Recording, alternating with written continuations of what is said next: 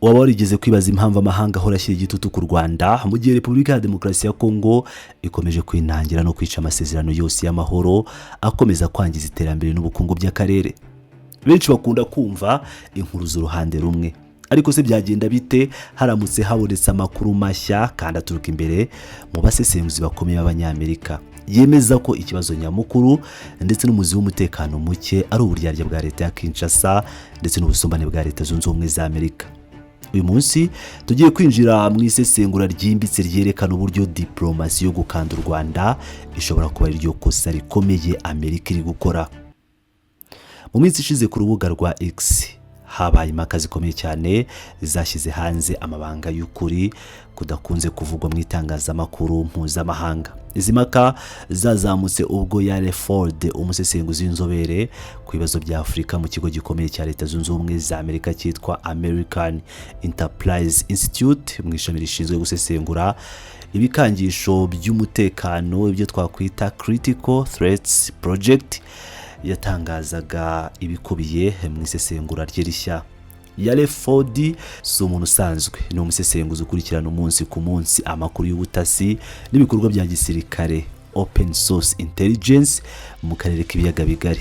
Uyu mugabo yavuze ijambo rikomeye cyane. Yatangaje ko mu mwaka ushize nawe yari mu basabaga ko u Rwanda rushyirwaho igitutu ngo ruhagarike ubufasha bushinjwa guha umutwe wa M23.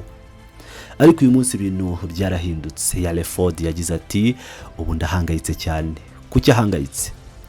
Yabonye ko igitutu cya diplomasi n'ibihano Leta Zunze Ubumwe za Amerika zikomeje gushyira ku Rwanda mu gihe ku rundi ruhande zirebera amakosa akomeye ya leta ya Kinshasa ari ugutiza umurindi Kinshasa. Ibi bituma Kinshasa yumva ko ntacyo yabazwa, bityo ikanga kubahiriza inshingano zayo, ibintu bishobora gusenya burundu amasezerano y'amahoro yari yagezweho.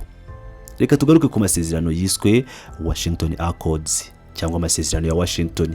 Ku mpapuro y'amasezerano yari afite ubushobozi bwo guhindura byimaze amateka y'akarere kacu, akagarura amahoro n'iterambere. Inyandiko y'aya masezerano y'amahoro yemeza neza idaciye ku ruhande ko u Rwanda rufite impungenge z'umutekano zifatika kandi zumvikana, ndetse n'ibibazo bya politike bigomba gukemurwa n'impande zombi munsi y'ubugenzuzi bwa Leta Zunze Ubumwe za Amerika. Ariko se byagenze bite nyuma yo gusinya inyandiko y'amasezerano izwi nka SPA cyangwa Signed Peace Agreement muri uyu mwaka? Hano niho Yale Ford ashyira hanze uburyarya bwa Kinshasa. Kuva ibihano byatangira gushyirwa mu bikorwa, guverinoma ya Kongo yinjiye mu biganiro bya Doha ifite umutima mubi n'uburyarya. Aho kugira ngo Kinshasa yerekane ubushake bwo gukemura ikibazo, ahubwo yakomeje gukoresha amagambo y'urwango n'ubushotoranyi mu ruhame no mu nama mpuzamahanga.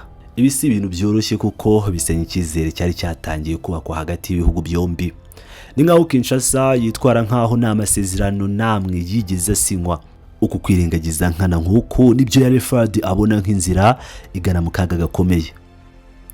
Twibande ku cyiciro cya gisirikare kuko aricyo giteye inkeke cyane. Mu gihe diplomasi yasaga n'iri kugerageza kubaka amahoro ku kibuga cy'ibirwano, Kinshasa yari iri gukora ibindi.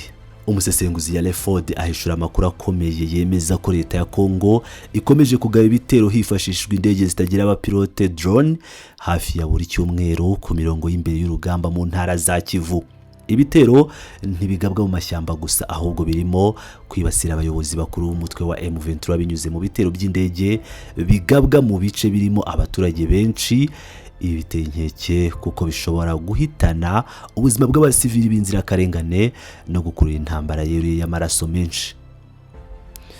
Ikindi kintu gikomeye uyu musesenguzi yashyize hanze n'uburyo Kinshasa iri kwirunda mu mirongo y'urugamba ndetse ikanakoresha igihugu cy'u Burundi nk'ibirindiro byayo by'inyuma mu bikorwa bya gisirikare ibikorera muri Kivu y'Amajyepfo. Gukoresha Burundi muri ubu buryo byongera ubukana bw'ikibazo kuko byinjiriza ibindi bihugu mu ntambara idafite ishingiro, bityo umutekano w'akarere kose ukangirika burundu. Ese ibi nibyo bizana umuti w'amahoro? Oya rwose. Ingingo ihora igarukwaho ariko leta ya Kongo ikomeza kuryarya ni ikibazo cy'umutwe wa FDLR. Inyandiko y'amasezerano y'amahoro isaba mu buryo bweruye ko Kinshasa igomba guhagarika inkunga iyo ari yo yose ihabwa uyu mutwe. kandi kubaka ubusugire bw'ubutaka bw'u Rwanda. Ariko ukuri gusharira Yale Ford avuga nuko guverinoma ya Kongo ikomeje gukurura amaguru, no kuvuga no gusita ibirenge mu bikorwa byo kurwanya FDLR. Ntabwo ari ukubireka gusa, ahubwo amakuru yizewe Ford yahawe yemeza ko mu byumweru bishize leta ya Kongo yongereye inkunga iha uyu mutwe wa FDLR ndetse n'indi mitwe yitwaje intwaro bakorana. Ibi bihabanye cyane n'ibiri mu masezerano ya Washington ndetse na Doha. Mu gihe Kinshasa ikomeje kongera ingufu umutwe ugamije guhungabanya umutekano w'u Rwanda, ibi ni igikorwa kigaragaza ko nta bushake na buke ifite bwo gushaka amahoro. Ibintu nk'ibi nibyo bituma umuntu yibaza ati ese koko leta ya Kongo ishyize imbere gukemura amakimbirane cyangwa ishaka intambara y'urudaca? Aha niho haje igisubizo cya Yale Ford ku bantu banenga isesengura rye. Hari uwitwa Auguste Cohen wakoresheje urubuga rwa X yandika amagambo akarishye kandi asebya u Rwanda. Auguste Cohen mu magambo ye yuzuyemo urwango yashinje perezida w'u Rwanda Paul Kagame kuba umunyabinyoma, ndetse anavuga ibirego bidafite ishingiro by'uko u Rwanda rwiyitirira jenoside yakorewe abatutsi b'abanyekongo, ibyo bita ngo Genocost, kugira ngo rwibe amabuye y'agaciro y'abanyekongo. Uyu Cohen yashinje Yale Ford kutagira ubunyangamugayo mu isesengura rye. Ariko Yale Ford yamusubije ati, yamusubije mu buryo bwa kinyamwuga bwerekana ukuri kudapfukiranwa. Ford yerekanye ko ikibazo nyamukuru atari ibyo birego byuzuye amarangamutima, ahubwo ari uburyo leta zunze ubumwe za Amerika ziri kwitwara. Ford yagaragaje ko kutagira ubushake kwa Amerika mu gushyira igitutu kuri Kongo ngo ibazwe ibyikora, ahubwo igafata ibihano by'agaciro gake ku muyobozi wo hasi w'umutwe wa FDLR, mu gihe igitutu nyacyo gikomeza gushyirwa ku Rwanda ari ikosa rikomeye cyane. Ubu si uburyo burambye cyangwa buringaniye bwo gukemura amakimbirane.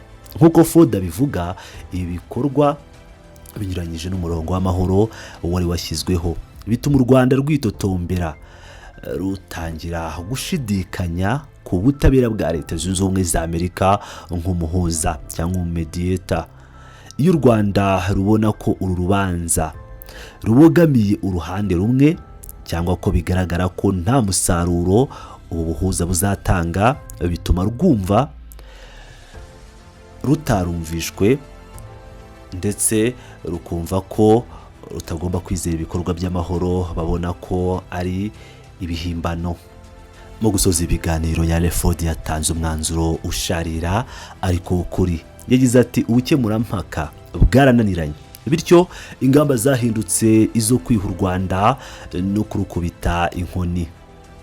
Ibi bivuze ki ku karere kacu? Bivuze ko mu gihe cyose amahanga adafashe ingamba zikomeye ngo ahatere leta ya Kongo gushyira mu bikorwa ibyo yasinyiye, agahagarika gukoresha umutwe wa FDLR, agahagarika ibitero bya drone byica abantu, ndetse agahagarika gukoresha Burundi mu kwangiza umutekano, intambara ntizigera irangira. Igitutu ku Rwanda gusa si cyo gisubizo, ahubwo ni umusemburo w'ibindi bibazo.